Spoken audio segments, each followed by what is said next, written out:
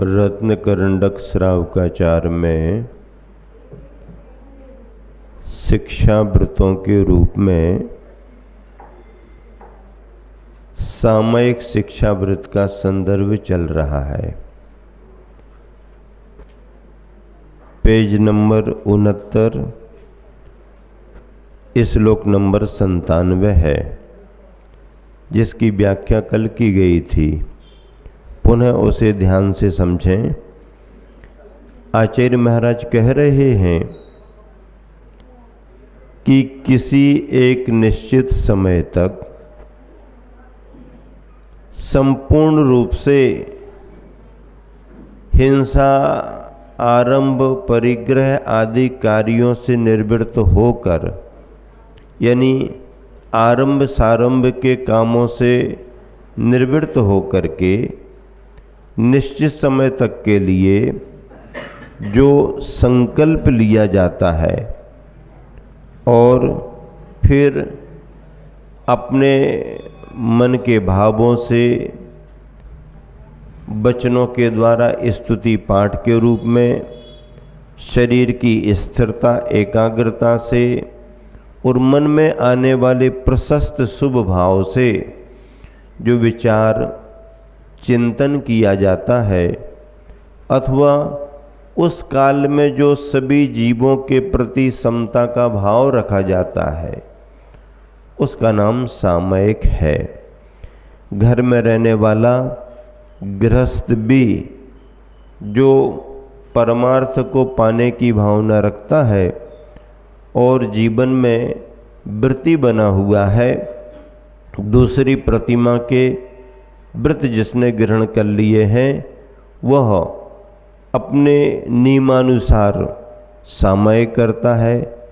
तीसरी प्रतिमा में तीनों टाइम, दूसरी प्रतिमा में दो टाइम में भी उसकी क्रिया पूरी हो जाती आदि। इस प्रकार से सामयिक की ये चर्चा यहाँ पर है। सामयिक शब्द में 4 व्यवस्थाएं हैं।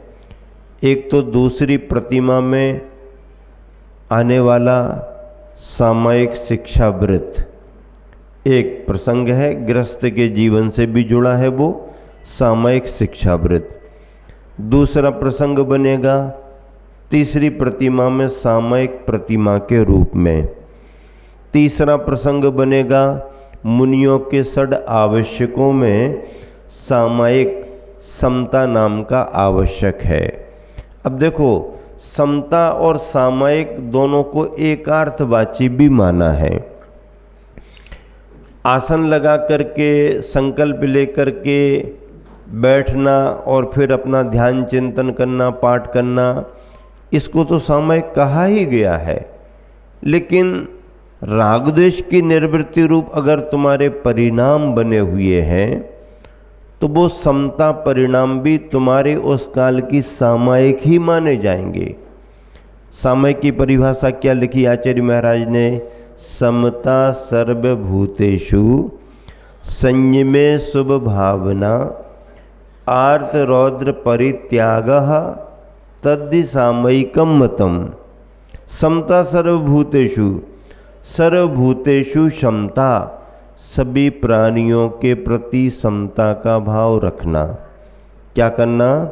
सभी प्राणियों के प्रति समता का भाव। समता का भाव का मतलब क्या है? राग द्वेष का व्यवहार नहीं करना। राग द्वेष का व्यवहार होता है संसार में, ये तो संस्कार चलता ही है, तो ये व्यवहार नहीं होना राग द्वेष का। समता का, समानता का भाव रखना। समानता का भाव जानते ना? सभी के प्रति समानता का भाव रखना। इष्टोपदेश में वही कहा ना, ममत्वम निर्ममत्वम, ममत्वम निर्ममत्वम, ममत्वम निर्ममत्वम।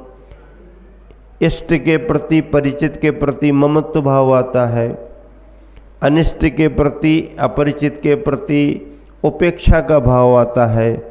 तो ये तो राग द्वेष में चलते हैं, लेकिन वीतरागता के परिणामों में जब मध्यस्थ भाव आता है, तटस्थ भाव आता है, तो उसको समता का भाव कहा जाता है। समता सर्वभूतेषु संयमे शुभ भावना।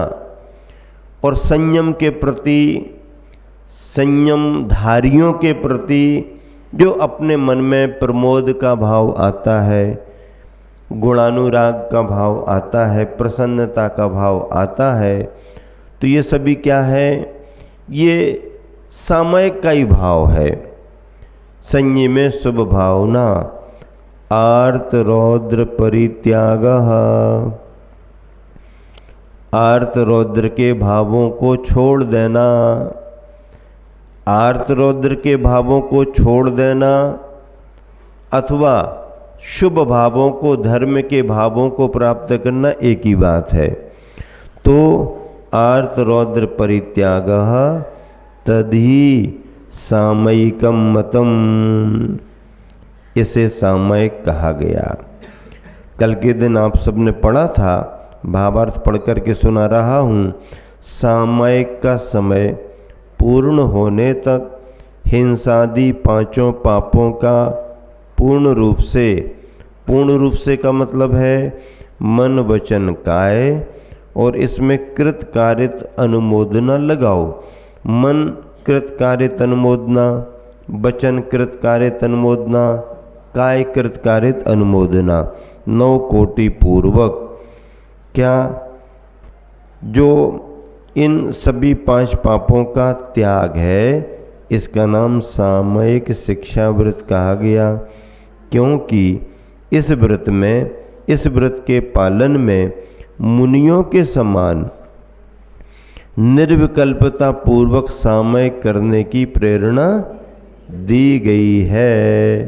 तो घर में रहने वाला वह श्रावक अथवा वह श्राविका जो व्रती बने हुए हैं, दूसरी प्रतिमा के योग्य 12 व्रतों का पालन कर रहे हैं, उनको उनकी उस भूमिका में ही, घर में रहने पर ही, उनके इस संकल्प से और संकल्प के साथ उनके परिणामों की निर्विकल्पता से महाव्रती जैसा व्यवहार कर लिया गया है कि देखो ये घर में रह कर के भी इतनी विशुद्धता से कर रहे हैं जैसे महाव्रती होते हैं, ऐसा उपचार से, यथार्थ में नहीं, सच्चाई में नहीं, लेकिन उन जैसा, महाव्रतियों जैसा भाव इनका निर्विकल्पता का दिख रहा है। तो सम्यग् आगम के ज्ञाता पुरुष क्या कहते हैं? गणधरादि क्या कहते हैं? मूर्धरोह मुष्टि बांसो बंधम। मूर्धरोह केश, बालों में हल्की सी गांठ लगा ली, बस वो धीरे धीरे अपने समय से खुले, ऐसे केसों में गांठ वगैरह। मुष्टि, मुट्ठी आपने बांध ली आराम से, अब धीरे धीरे समय पाकर के वो जब खुलेगी, ऐसा। वस्त्र के बंधन के काल को मूर्धरोह, मुष्टि और बासह, बासर वस्त्र, तो इस वस्त्र के बंधन के काल को पुराने समय में, जिस समय घड़ियों का चलन ज़्यादा नहीं था, समय का अंदाज लगाने के लिए लोग सूर्य चंद्रमा की गति से अंदाज लगाते थे, किस तरफ है, कितना है। पुराने समय में परैना कहते थे, दिन कितना चढ़ गया तो नहीं, इतने परैना चढ़ गया। वो परैना का प्रमाण है। हल के साथ में सफाई करने के लिए हो रहती, लकड़ी में वो लगा रहता, उसके हिसाब से रात कितनी हो गई, चंद्रमा कितना चढ़ गया, इतने परैना, वो अंदाज लगा लेंगे कि कितना होता है। जैसे अपन प्रहर कह देते ना, एक प्रहर 3 घंटे का हो गया, 2 प्रहर आधा दिन हो गया, फिर 4 प्रहर पूरा दिन हो गया, 4 प्रहर रात निकल गई, प्रहर आदि आदि। तो उस समय ये काल का ज्ञान करने के लिए ये भी व्यवस्था थी। जैसे किसी ने अपने बालों में थोड़ा सा ऐसा लगा लिया, अब वो बाल धीरे धीरे धीरे धीरे अपने आप सहज रूप से कितने समय में सामान्य होंगे उतने को उन्होंने अंदाज लगा लिया, इतना काल हो गया। मुट्ठी बांध ली है, सहज रूप से बंधी बंधी, अब वो आपको कब खोलने की इच्छा हुई या मुट्ठी अपने आप में कब खुल रही, उसमें आपने समय का अंदाज लगा लिया। कपड़े में एक हल्की सी गांठ लगा दी, अब वो सहज रूप से वस्त्र अपनी क्रिया से कब खुल जाएगा, ये अंदाज। गांठ अगर ज़्यादा लगा दो तो ऐसी खुलती नहीं है। हाँ, कई प्रकार की गांठें होती हैं ना। हाँ, तो कमाने में अलग रहता है और कमाने के बाद जब निकालते अच्छे कामों में लगाते हैं तो जल्दी ढीलापन नहीं आता है। तो अगर जोर से गांठ लगा दोगे तो खुलेगी नहीं, फिर उसको काटना पड़ेगी। तो ऐसी सहज प्रक्रिया है, और जो जन इस प्रक्रिया को करते होंगे उस समय उनका अभ्यास वैसा रहता होगा, क्योंकि उनका रोज का क्रम है। उनकी वो एक तरह से घड़ी ही है, समझ लो, समय बताने वाली। ये प्रक्रियाएं तो केस, मुष्टि और वस्त्र के बंधन के काल को चे अपि और भी पर्यंक बंधनम, पालथी बांधने के काल को, आसन लगा के बैठ गए, आपको पता है आप कितनी देर तक इस आसन में बैठ सकते हो, तो अंदाज कर लिया। अथवा स्थानम, स्थानम ठानम, स्थानम खड़े होने के काल को, बैठने के काल को, अथवा आपने समय निर्धारित करके जो खड़े हो गए तो उसके काल को, उपवेशनम बैठने के काल, खड़े होने के काल को, क्या जानन्ति समयम सामयिक का काल, सामयिक का समय जानते हैं। भावार्थ, जब तक चोटी में गांठ लगी रहे, मुट्ठी बंधी रहे, वस्त्र बंधा रहे, पर्यंक आसन से बैठ सकें अथवा खड़गासन से खड़े रह सकें, तब तक का काल सामयिक का समय माना गया है। अर्थात सामयिक कर्ता अपनी इच्छानुसार निराकुलता पूर्वक उपर्युक्त संकल्प विधि से जब तक सामयिक करे उसके उतने काल को सामयिक का काल कहा गया है। जितना वो नियम ले, नियम पौन घंटे 45-48 2 घड़ी का तो करेगा, 2 घड़ी में, फिर उसके बाद और आगे बढ़ाना है। अभी बारिशन राजकुमार का उदाहरण दिया था ना, शमशान में चले गए, चतुर्दशी आ गई, रात्रि में वहीं पर रहेंगे। अब रहेंगे तो वहाँ घंटे 2 घंटे क्या, वो तो पूरी रात बिता ली, सुबह सुबह वापस आ गए। ऐसा भी समय बनाया जाता है। जो जितना अपने नियम को आगे बढ़ा सके, उत्कृष्ट कर सके, उसकी चर्चा इसमें है। और कम से कम जघन्य रूप में तो जो लिखा गया है, जो आप समझते हैं उतना करते ही करते हैं। अब सामयिक करने की योग्य क्षेत्र क्या है, ये तो एक सामयिक की पद्धति बता दी, स्थान, आसन वगैरह। अब क्षेत्र कहाँ कैसे करें, अगला स्वर, एकांते सामयिकम निर्व्याक्षेपे वनेषु वास्तुषु च चैत्यालयेषु वापि च परिचेतव्यं प्रसन्न धिया। एकांते सामयिकम निर्व्याक्षेपे वनेषु वास्तुषु च चैत्यालयेषु वापि च परिचेतव्यम प्रसन्न धिया। सामयिकम, वह सामयिक प्रसन्न धिया। क्या प्रसन्न धिया का मतलब क्या, धी यानी बुद्धि, प्रसन्न यानी परम प्रसन्नता, बहुत प्रसन्नता के साथ। हाँ, एकदम बिगाड़ टालते हुए, अब लो ये और समय आ गया, सुबह से इतना तो करते जा रहे, अब ये समय और आ गया, हतोत्साहित होते हुए नहीं, बल्कि मन में प्रसन्नता का भाव रखते हुए क्या करना, प्रसन्न दिया निर्मल बुद्धि के धारक श्रावकों के द्वारा, अर्थात प्रसन्न भाव रखने वाले श्रावकों के द्वारा एकांते, सामयिक करने के लिए एकांत स्थान चाहिए।